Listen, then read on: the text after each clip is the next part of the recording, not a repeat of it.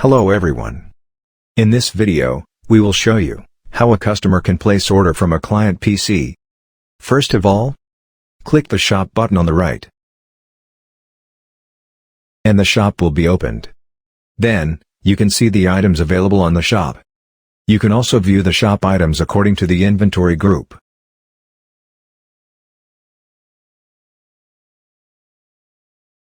Now hover on the items you wanted to order, and click Add to Cart button.